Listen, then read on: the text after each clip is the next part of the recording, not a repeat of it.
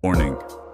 What you're about to hear might offend your inner macho man. If you think real men don't talk about mental health, this show isn't for you. For everybody else, welcome home. Oh man, welcome to the Jones Effect podcast. Finally. I done started something that I feel as though is very, very important for the man that I know, and a lot of men that I know that know a lot of men. So this is the very first episode, and the person that I have coming in, my guest today, is someone very, very important to me. He's a father, an entrepreneur, a poet, a motivator, an author, a great friend, a great brother. Without further ado, we're going to go and introduce him. His name is Jermaine Lewis. Mm-hmm. Welcome, brother. Welcome. Oh, man. It's been a long time coming. Something you've been talking about for years and years and years. One of these things that you always think you're late to it, but there's no better time to start something than today. So we always think we missed the boat. Like, man, what if we would have did that 15 years ago? Facts. But 15 years from now, you can say, what if we did that 15 years ago?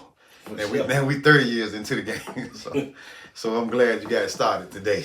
Man, thank you. Thank you. Yes, I'm excited, man. I'm very excited just to share some of my thoughts, to share some of the thoughts of the men that I know, and to shed light on a lot of the conversations that you and I done had for so many years now. So I think that going into the direction right now that we're going in with exposing this is going to help a lot of men that the ones we know and we don't know even more. But let's jump into it a little bit, right? When someone say the term vulnerability, what's the first thing that comes to mind? Most people think soft. Most people think weakness.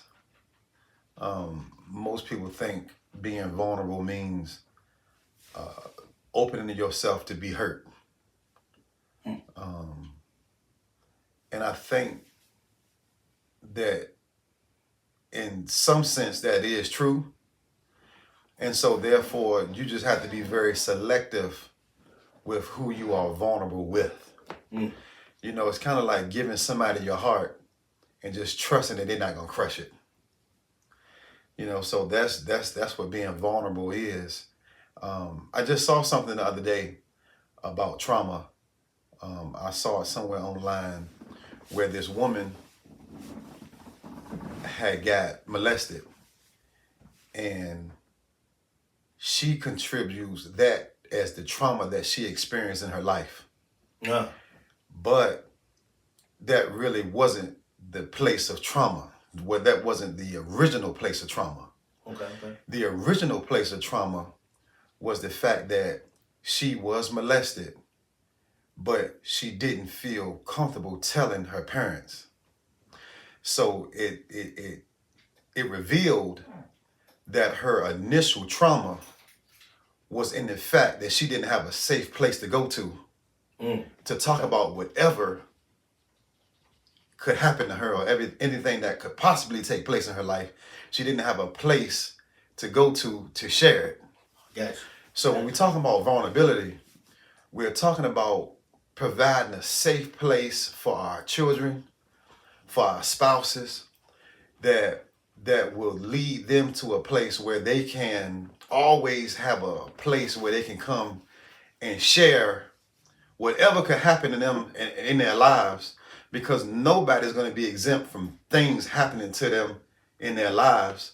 But do we have somewhere we can go? Do we have somewhere to go? So the Jones effect can possibly be a place where people can go that will soften the traumas that they're going to experience, because they at least got a place to talk about it. Absolutely. So I thought that was very powerful when I saw that. and it made me reflect on, hey, and am I providing a safe place for my kids? Right. You know, so the things that they're gonna go through in life, do they feel like no matter what it is, they can come to me and talk to me about it? I'm right there with you. And I just got to make sure that I got a soft landing space for them, no matter what it is, no matter what mistake they make, no matter who offends them. Can they come to me and not be judged, but also be loved, be hugged, be encouraged, be inspired? I just want to make sure that I'm that for them, you know, among other people. But let me first start with them. Absolutely. Make sure they got a place they can go to. Absolutely. Yeah. So I totally agree with that ideology. I speak about that a lot. I feel like that is one of the most important things that we could do as parents is provide our children with a safe haven. Not a safe haven just to make them comfortable, but a safe haven that allows them to process properly. I think a lot of the issues and problems that a lot of our communities have is the inability to make a decision when we feel. And you know what, you're right about that, because there was this little girl that I met at a detention center. She had got into a gang, and you know, all the questions was like, what made you join a gang? And she told me this very powerful story about one time she was sitting on her stoop outside of her house, and the father told her, she was just raised by her dad alone, and so the dad told her don't ever go anywhere. So this dude walked by and just kind of befriended her and made her feel comfortable, and talked to her about her dreams and her goals and her aspirations. And she used to talk to her dad about being the first black female president, or being an astronaut. And her dad used to say stuff like, because of his limitations and because of what his mind stopped him from believing or dreaming, he used to tell her, stop thinking about stupid stuff like that. Right. But here was this guy that walked by this stoop that was like a gang member. And when she told him her dreams and aspirations, he went and found a documentary on Barack Obama and showed it to her. And he went and got books on Mae Jemison, the first female black astronaut, and encouraged her. Oh yeah. You know, and so they inject that encouragement. Right. And so when this little girl ended up being attacked at this party that she snuck away and went to, when she went home, her dad said, "Why did you go?" Because his fear jumped on him. His insecurities made him lash out at the girl when she had just been abused. He didn't coddle her. He didn't make her feel safe or anything. He immediately attacked her. Why was you there? Where did you go? Well, I told you to stay home. And that was it. If he was to rewind his tape, he would realize he was speaking out of fear, and because he was feeling something, instead of going right at what she needed him for at that moment. I already made the mistake.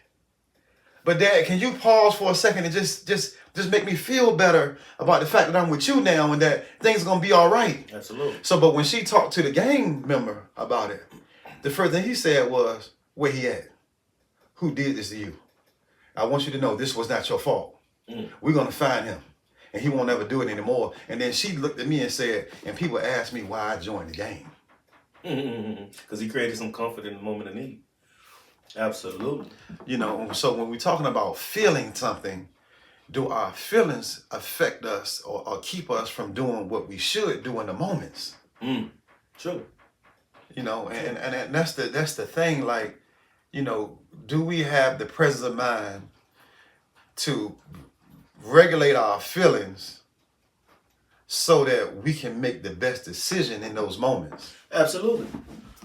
Like I said, the biggest thing I've learned in a lot of, because I was an over emotional guy in a lot of different instances. That's true. That's true. Yeah, that's not knowing, right? Not knowing that I was over emotional. In my eyes, I felt as though I wasn't emotional at all, right? So that's the catalyst a little bit, right? Is us being able to identify is the very first thing. But once I was able to identify, because I realized when certain things happened, how it changed how I moved forward or continued in the very moment. If I'm disturbed, if I can't go on, if now I'm confused, and if I'm trying to find something else that doesn't make any sense to do, those are signs that you are emotional, right? Oh, yeah. So once I realized that, I then broke it down, and I began to understand that it's two stages that take place before the action happens, right? It's when the emotion happens, how it make us feel, and then action. What I never gave time for was the second stage, me processing how I feel. The processing portion, what that do is allow you to now make the decision. Because no, people get this confused a lot. No, we cannot do anything about how we feel.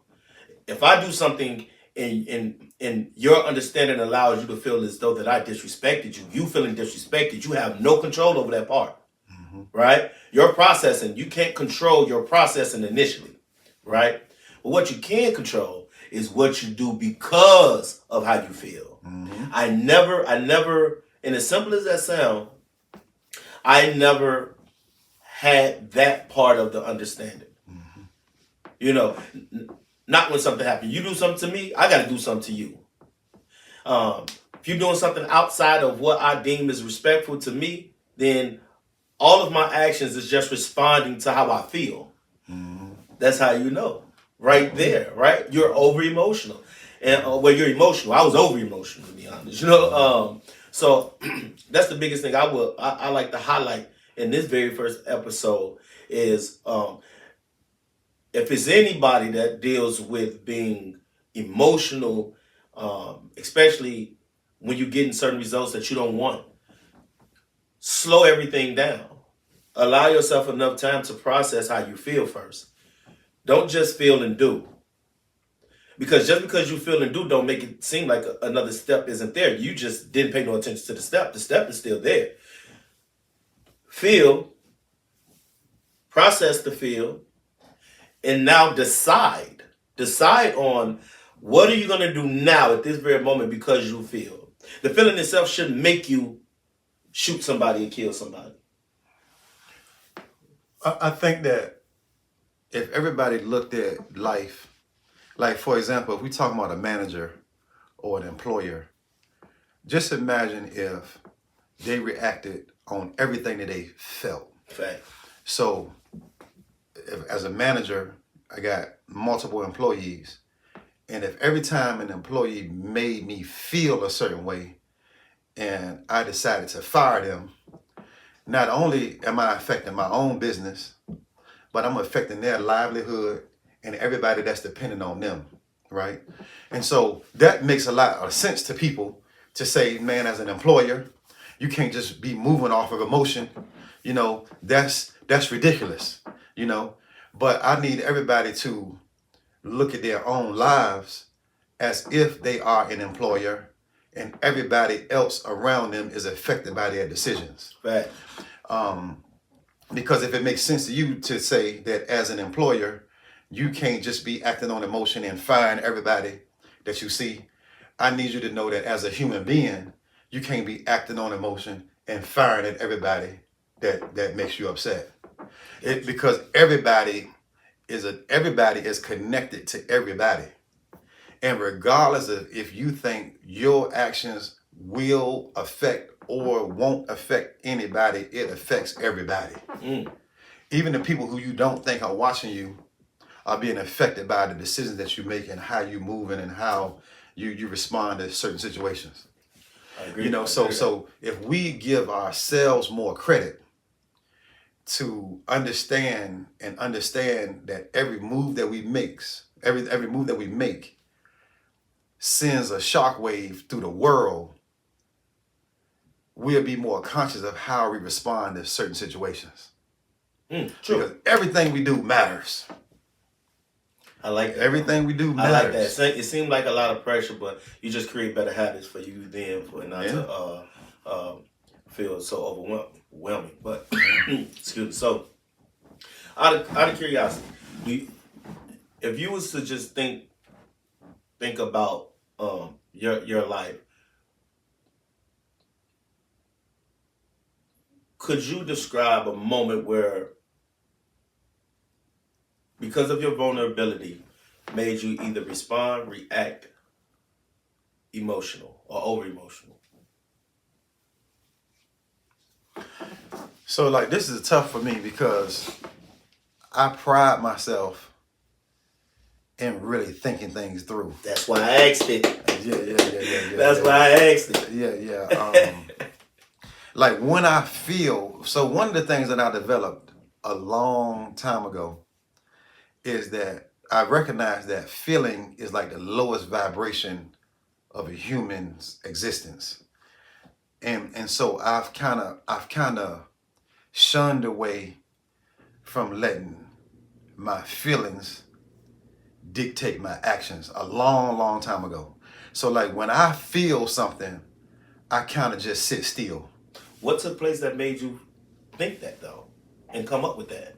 What happened that helped that thought process? You know what, man? And I really just give credit to God because I think that for a long time, like since I've been conscious of it, I have had a different level of a processor. Like the thing that helps me deal with people so well is that God has just blessed me with a very high level of common sense. Now I do have weak moments. I just need some time to think about a time where emotion made me do something. What is a moment where you struggled, although you still probably made the right decision? I know of a good one. So what I would struggle with in my desire to connect with somebody that may be in a moment of need, I have in times overshared information that really wasn't my information to share with that person, just to let them understand that I understood what they was going through. So I inadvertently exposed information about somebody else to create relatability without fully thinking about the consequences of that information being let out. Gotcha. to ease whatever you may have been going through. Now that was a while ago. Okay. But that's one of the things that I think emotionally, my emotions was so wrapped up in trying to bring peace or calm to this situation that I brought another scenario in that I didn't necessarily use the name, but because my mind wasn't clear, it would make it easy for, if I was thinking, for that other person to connect the dots on who the other person was that I was talking about. By themselves. Yeah, by themselves. Yeah. They could figure it out quickly. Right. I've since, learned not to do that. But I remember being emotional in a place where, and that's the thing, emotions ain't always anger. Facts. Like when somebody say, yo, she got an attitude. Facts. Like that's true. Facts. But we automatically associate when somebody says somebody has an attitude with it being a bad attitude. Yeah, bad attitude. Yeah. No. And it's just like when people talk about judging people, like what we were talking about earlier, everybody judge people. The whole difference is do you allow your judgments to affect how you treat people? There's the difference. I like that. Yeah. Because we all judge people now. Everybody do that now. Come on now. That's what we do. I like that. But do you allow your judgment of that person to affect how you treat that person is the difference. So emotionally, given some more time, I could think of some other instances to where I didn't pause for the cause. Mm-hmm. You know, but for the most part, you know, when I feel anything, I try to really relax. Like I had a friend that's a counselor, one of the smartest people that I know, named Stacey Clark, who told me that, you know, shout out to Stacey too. Stacey is a good guy, man. that's my guy. That's a good guy. So now there, and I don't understand, and I can't really articulate, and I don't want the chat, so to speak, to attack me, but I know that there's something with our brains, like there's a front brain and there's like a back brain, and like and I don't know which one it is, but one of our brains like control like our immediate actions, and one of them it's something, whereas the two need to be connected for you to be rational, is what I'm trying to say. But when we are frustrated or when we are angry, they separate. But the only thing that brings them back together is deep breaths. So that's why people say, hey, calm down, breathe, relax. Because what it does, even though you think you're just taking deep breaths, it's allowing your two brains to connect again. And so I think that people can relate to this regardless of how unscientific or how ineffective I am in explaining this. You can get this point. When you relax, you start to think of things that you didn't think of when you first got ignited. Absolutely. So some people's brains just naturally kind of merge back together in short periods of time, and some people's brains stay disconnected for longer periods of time. Facts. And that was mine. Yeah. So I understand. Just really breathing, relaxing, like centering yourself will allow you to let rationale come back in and say, you know what, if I do that. It's the same thing. Like, you know, this is a big debate, and I would like for y'all to go in the comments and talk about this. I hear guys that say all the time, and I know E is one of them because he really loves his kids, right? And I think that everybody at a healthy way loves their kids. But now here's a debate, and me and him can do this right now, and we're gonna see where it goes. You find out that somebody has molested your daughter. What you gonna do? Now, this is the guy, and I'm talking to all the men out here that'll do anything for their family. Now. So don't answer the question based on what you think I'm gonna say. No, absolutely not. Yeah. You know, in these evolutions, y'all gonna really find out how ridiculously transparent I am. It's almost foolish, but I'm extremely comfortable because my life has changed because of it. Right. But that'll be another episode. But I'm gonna give you two-part answer if that's all right. Only because I want to show the transition in identifying how to deal with my emotions versus when I didn't know how to deal with them. So that's where the two parts are gonna come from. All right. Before I begin to understand how to make decisions, it will be no thought other than whatever I feel as though will make me feel better enough for the circumstance. So, one, I'm going to find out who the gentleman is. Two, I will most definitely inflict pain, extreme havoc in every shape, form, or fashion I can possibly think of with any one of my daughters, with no thought to what happens afterwards, other than and son too, son. Yeah, or son, any one of my kids. But you know, we specifically said daughter, so right. You know, with the thought that I still got to make it home because I'm not going to jail either. So that would be my thought. My thought would be intensely hunting him down and doing whatever I feel is necessary. So one, I won't have to deal with this again, and he won't be able to touch nobody else's kids on top of that. You know what I'm saying? Now, the person who I am today, with me understanding what's going on and what will be affected by that type of decision, because in my opinion, that is a poor decision, an extremely poor decision. The man I am now, only because I'ma potentially throw my life away, right?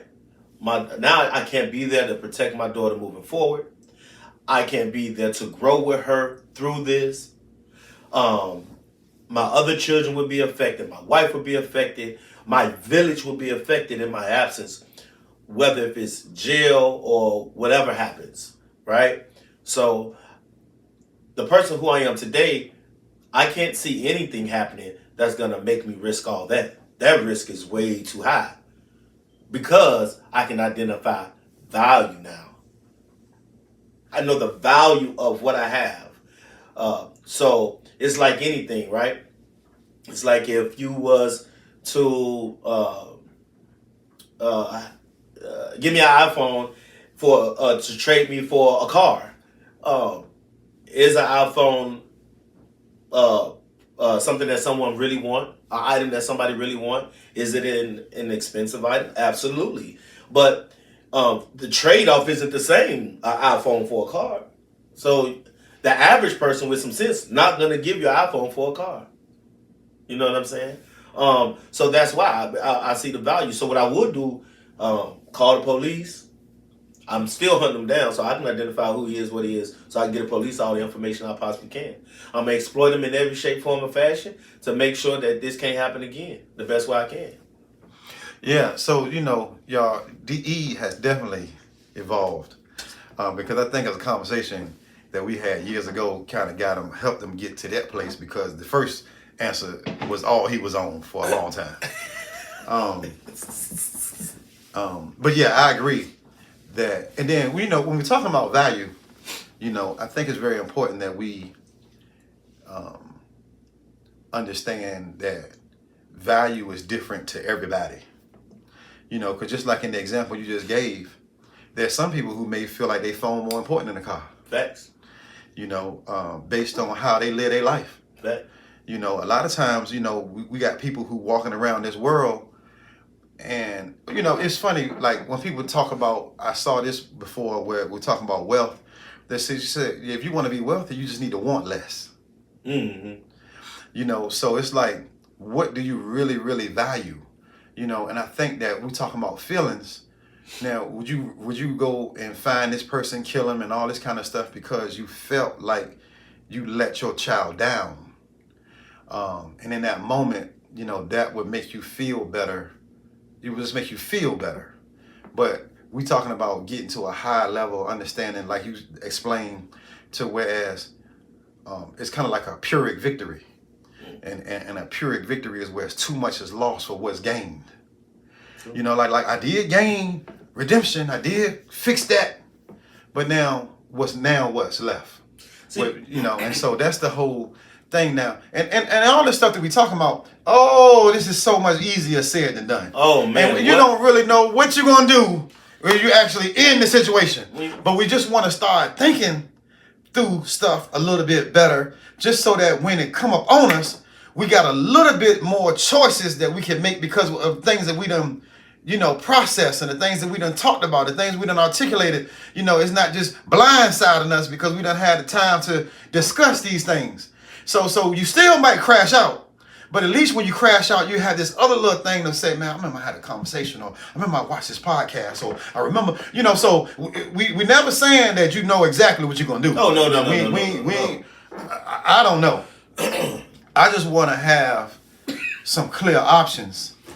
I just want to be able to go through the scenarios and kind of like, flesh them out before I do anything. But what's so great about you even bringing up that discussion is, and this is what we got to get out of the habit of. We got to get out of the habit of this. Everybody, but mainly African American men, we got to get out of the habit of feeling so handcuffed to situations when we make our decision, to then, when we begin to get the repercussions of those decisions, to now think of all the things we could have done to not be in that situation. right? The toughest, the most strongest person you know that's zero tolerance for disrespect. If they are incarcerated, they have a lot of time over their head. I can guarantee you, there are more of those individuals when you talk to them that they would discuss with you what they could have done differently so they could be free. Because when you make those levels of poor decisions, you at a pause in your life that prevents you from growing yourself, being a part of people that need your assistance to grow, more oftentimes than not if you got children or a family and so forth and so on. So it isn't just the situation itself where you made the decision and you stopped that, but you stopped everything related to you for an extensive amount of time. Which means that you just left your circumstance even more vulnerable than what it was originally that led you to that emotion or that decision. So again, I think that's the key. Just piggybacking off what J. Lou just said is a lot of these conversations isn't a definite. It isn't, oh yeah, this exactly A, B, C, or D. No, it's more like look at it like an outline of some sort. Like you just got an outline of different opportunities or options that you could possibly choose from. So then if you do find yourself in a situation, you have other things that's on your mind other than the definite decision that you normally would have made, which usually ends up poorly for that individual. Yeah. And you know, I think that in these conversations, I think everybody needs to be able to identify who they are in a room, what their strengths and what their weaknesses are. And I believe like one of the litmus tests for identifying if you even need to start thinking about these things and start working on these things is, first of all, figuring out if you are one of the people that got a problem with anger or irrational behavior. And let me give you just one quick one that'll let you know. If you have road rage, you are operating at a very low level of emotional stability. Let me tell you why.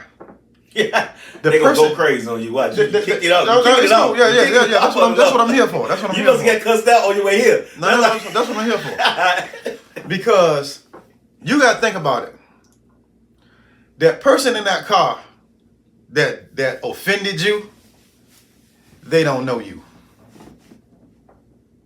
That's a thought. They don't know you.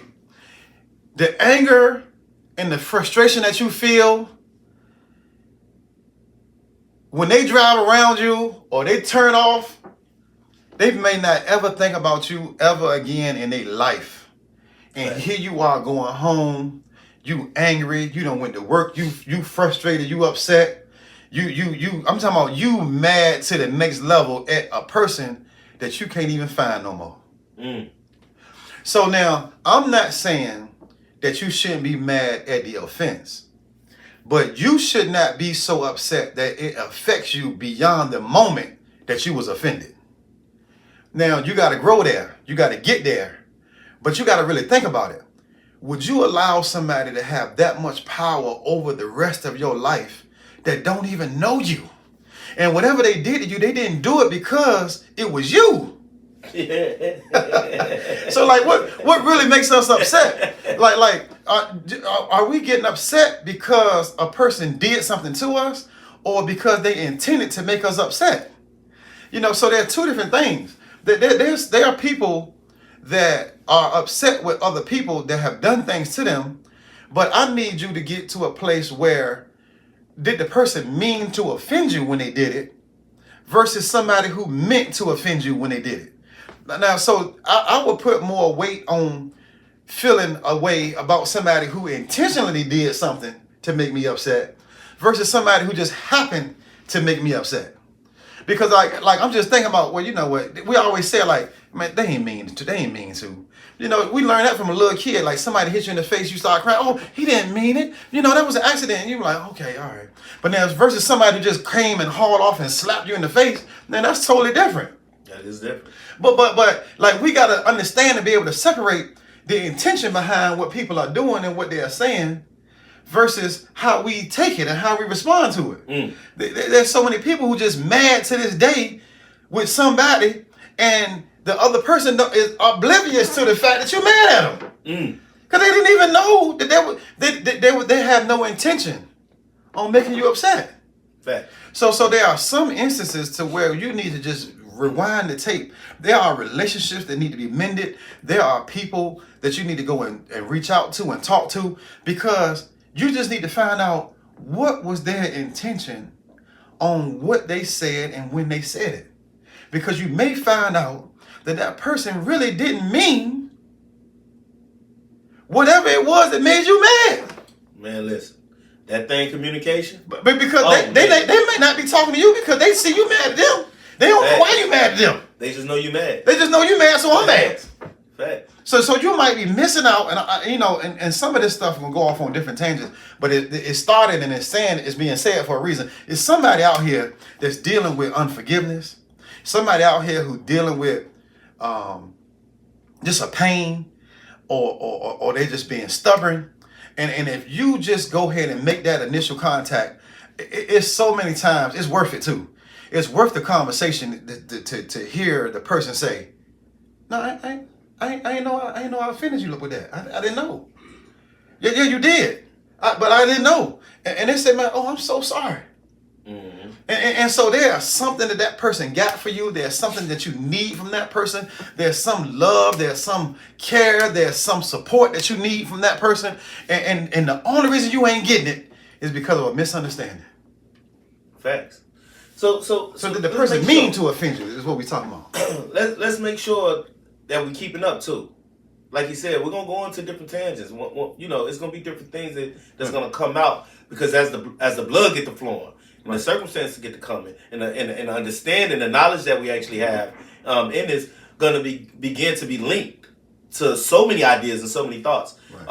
But let's identify some things so far. Some of the things that we need to identify is just that term right there, is identifying.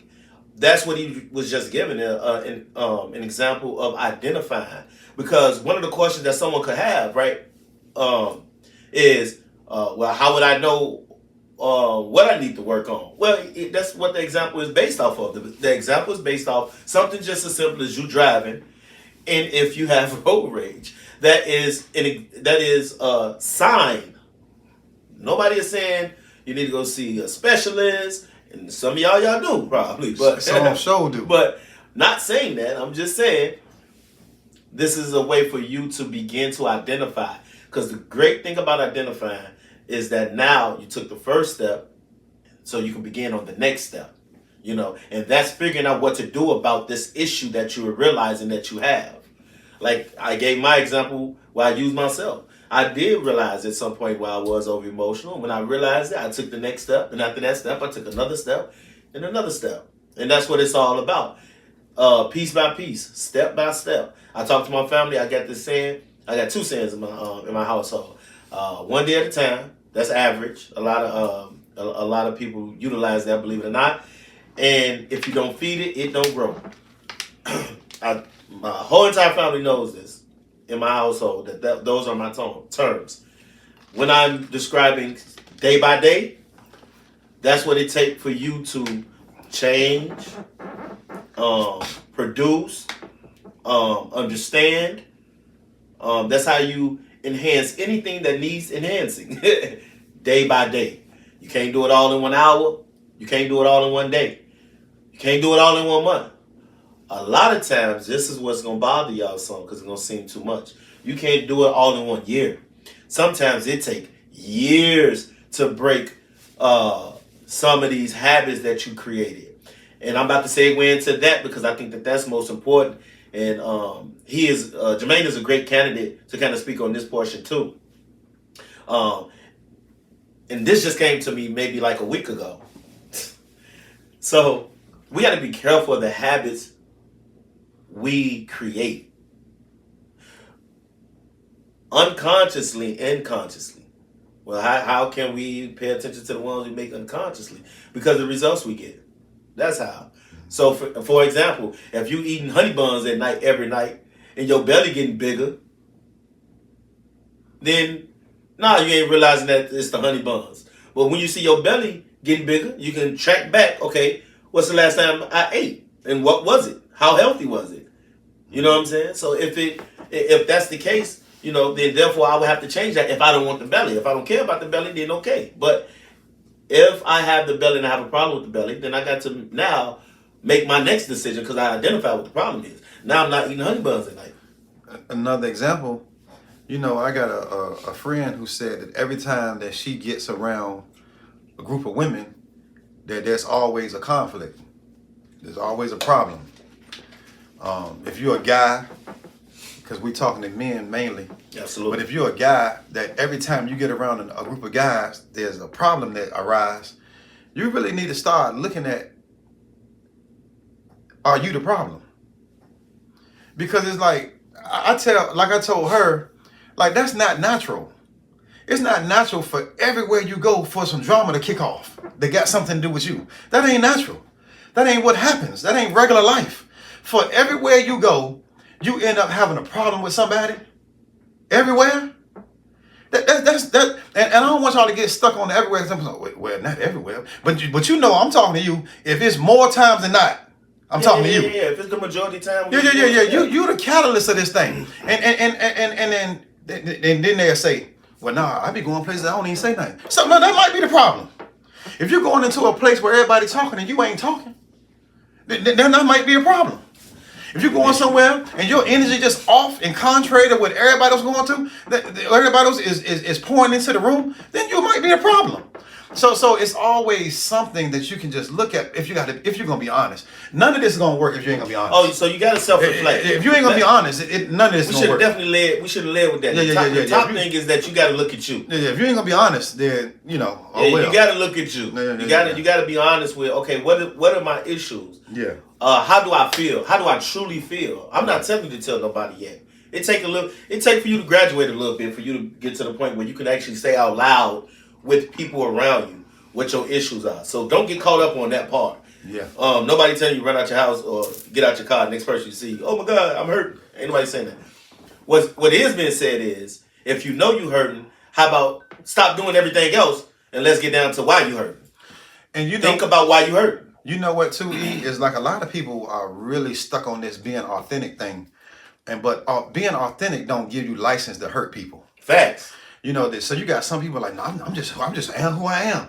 I'm a really straightforward and sort of kind of brash person. Like, my personality has been explained as my personality weeds out the weak, because I just want you to stand on what you say. So if you tell me something, I'm going to challenge it, and it's not to make you change your mind. But it's just to see how resolute you are in what you say. If you say you can do something, I just want to see you do it. I want to see it.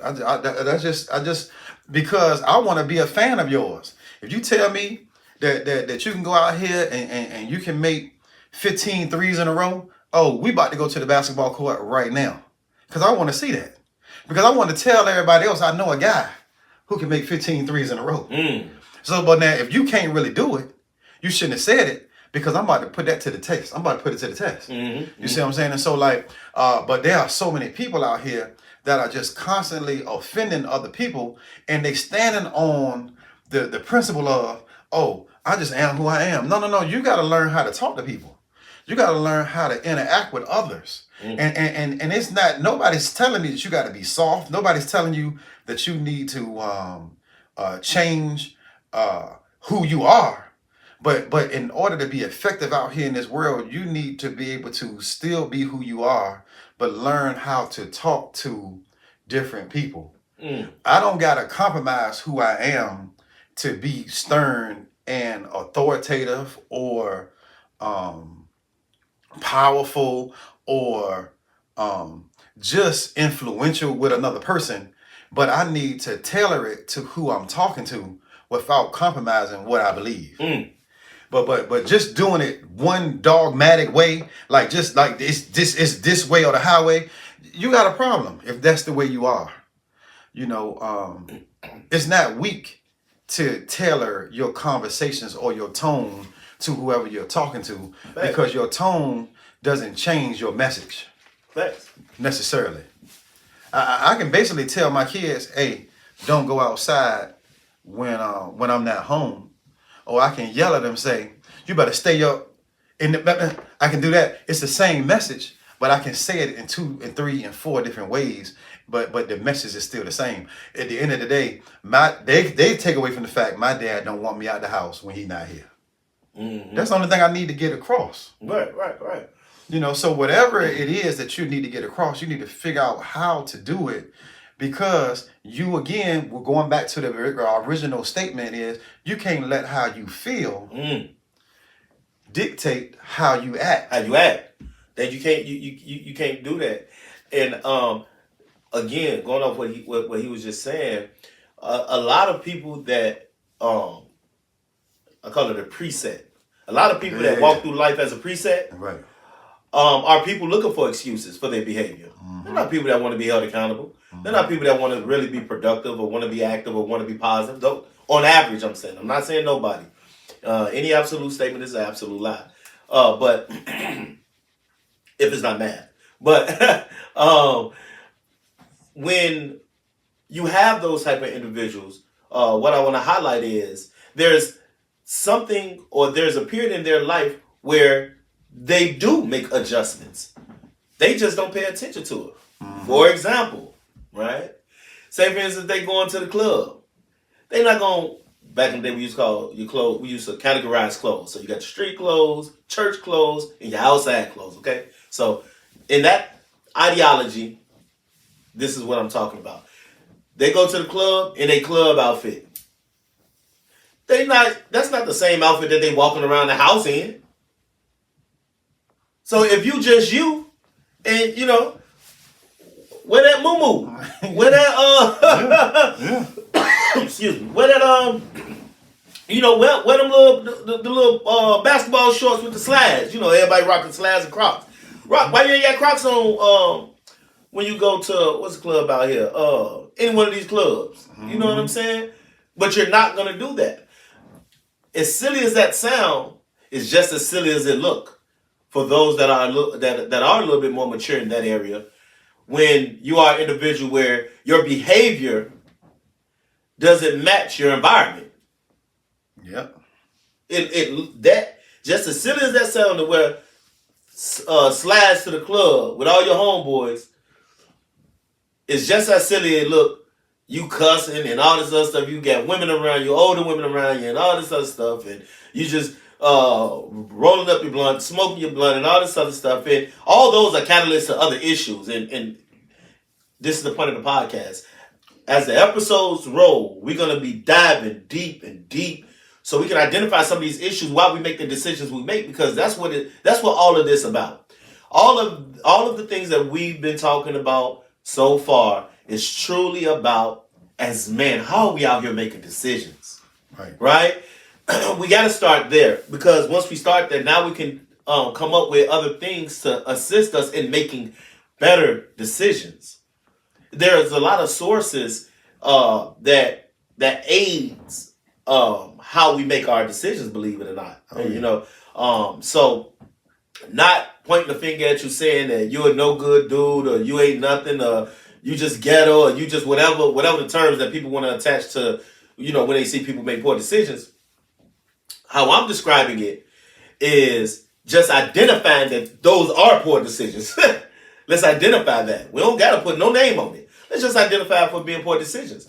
I, now, in my life as a 41-year-old man, want to minimize the amount of poor decisions I make, because I know no matter what decision I make, it affects my life and the ones that's connected to my life. That's it. That's all. So in order to get better results, I have to identify what's creating the terrible results or the poor results, and then attack those things. That's it. So don't get caught up in the jargon or the examples or whatever, where it's like, well, that's not me, or that's crazy, and you're combating it. Don't combat the information. Eat the meat, spit out the bones. There's going to be things that's going to be said that's going to be fitting, and there's going to be things that's said that's not going to be fitting. and that's cool. The intent is for information to be provided that highlights some things that may turn on a light bulb that encourage someone to begin to take action now. That's the point. You have enough time. A lot of young black men, mainly, don't realize how much time they actually got. You have a lot of time to get yourself together. And get yourself together has absolutely nothing to do with a bag necessarily in a lot of instances where people do believe that. It's not finances quite yet, right? It's character-wise, person to person, human to human. Yeah, the money gonna come. The money gonna come. You know what I'm saying? The more you get to working on that decision making. I'm saying if you, on average, the person that can't make a decision person to person, a good decision person to person, usually can't make a good decision financially. A lot of times, I'm saying. Not all times. You know what I'm saying? I'm not saying that there ain't no terrible people out there making a whole lot of money. I'm not saying that, because they are, right? I'm just saying, let's take action. You know what I'm saying? Let's bring these conversations up. Let's have these talks where let's not run from it. Let's not just let it be. Let's not just watch it grow stronger in a terrible way in characters and characteristics, that isn't productive. And you know what, E, one of the things is, like, you know, as we close, I just want guys to be more secure in their masculinity. Like, I want guys to, if you take away anything from this message or this podcast, this episode, I want guys to be more secure with compliment another dude. If you see a guy that's driving something you like, why don't you go to him and say, man, this is nice, man. Can I ask you, man, what you do for a living? You know, you never know what everybody love to talk about themselves. And you'll be surprised how many people never ask people about them. Mm. And so when you go and ask a man or ask somebody, say, hey man, what do you do, man? Like, and then let the conversation develop from there. It may be room for you, but you just gotta be a nice person. I tell all the kids when I go and speak at these career fairs and different things, I say, look, I don't know what your life is and how your life is going to shape out, or what you're going to be in life. You're going to go to college, or you're going to be an entrepreneur. I say, but I tell you what, the successful people, the average successful person is a good person.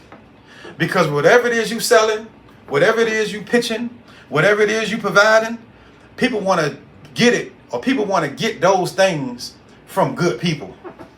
And so as long as you work on being good, you know, just being kind, just being considerate, just being loving, and we need to do that more with each other. You know, we it's so many issues with guys just giving another guy a compliment. You know, like, and whatever your sexual orientation is, that's on you. And I'm not out here bashing no orientation. But if being gay is your fear, you need to know that complimenting another guy does not make you gay. Mm. Asking another dude for help does not make you gay. And like I said, whatever you are, just know what it is that does that for you. Like, that doesn't, like, so, but it is this overarching false understanding that we have about vulnerability. We come back to that. When we talk about being vulnerable, you feel like when you ask another brother what it is that he does, or if he can help you get to where he is, you feel like that makes you weak. Okay. Even if you are weak in that moment, so like what's wrong with that?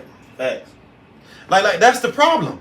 Like we not only do we not want to be viewed weak, but we don't want to accept the fact that we are weak in areas. Like, it's okay to be weak in areas. I don't think that until you recognize that you are weak in an area, you won't ever get strong. It's like people going to the gym, like the people that go to the gym, they just already strong. No, thanks. They go into the gym to get stronger. You go to a man that's already successful to be more successful. Like let's get out of acting like we got to do everything on our own. Let's get out of we don't need to read books or watch podcasts of positive brothers, men or women, that is encouraging us to be stronger in those areas that we're weak in. Like let's just be more assertive and more confident in the fact that we need help. We all do. Every single one of us out here need help. We're getting stronger in some area of our lives. And we just need to be okay with that. That's real. And that's a thing that once you attach yourself to that understanding, it'll definitely make your road much easier to handle day to day. Yeah. I'm gonna share one thing, and then we're gonna go into closing as well. I met Jermaine 2008, and he was my instructor for barber college. Barber school I was going to, and without so many details, him and I understood each other as far as the way we think and who we were as individuals. We became pretty cool, and as time progressed, I had the opportunity to work with him in the shop that he managed for years. And after so many years of being around him, I watched how his life was ran, in a sense. And it had been a long time since I seen someone his age, in his age group, that had a life that was flowing, in a sense. It was balanced. He had a real balanced life, like a real balanced life. And once our rapport became so tight, once we became so tight as friends, I asked him, I said, man, how is it that you got your setup like that? And what's dope to me is that him and I always had this dialogue, believe it or not, where we don't really need to give each other too much information. We can talk, we can have full-fledged conversation in front of people when nobody know what we're talking about. So the thing is, when I said what I said, he instantly knew what I was talking about. He said, it's all management. He said, it's all management. The way I manage my life is I keep it in an area that I can control. I don't do too much. You know what I'm saying? And it just reminded, it just put me in the mindset of, dang, so how do you do that? Right? Because my life at the time was involved with so many things, but I'm coming from a background of men having so many things going on.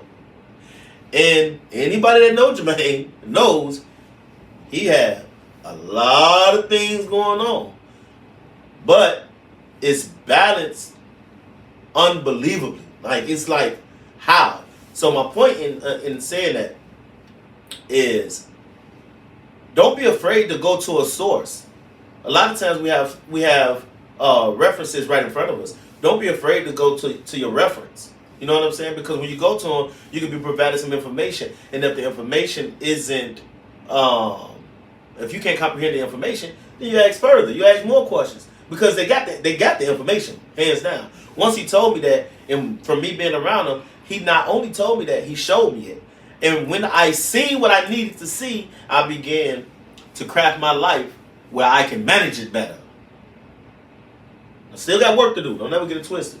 Still got plenty of growth. No, we all do. You know, and all of that. But yeah. I wanna taper it off with that understanding. Let's not be too afraid of the things we think are vulnerabilities. Let's utilize those things so we can become stronger. Mm-hmm. All right. So listen, hey, I appreciate the attention. I appreciate the time. You guys have been with us for the first episode of the Jones Effect podcast. Mm-hmm. I would like to thank you, J. Lou, for taking the time out as well. It means a lot to me to know that you deem it just as important as I deem it to want to have a conversation that begin to open up the door to allow other men to see that you're not the only one feeling what you're feeling, thinking what you're thinking, but although we have the same thoughts, we all don't have the same actions. Right. You know, and this is how we can transcend our actions, you know. For sure. So I want to say thank you to you, and hey, let this not be your last time. Oh no. You know, I'll be a reoccurring guest. and that's it, guys. You know, again, to be announced the next episode.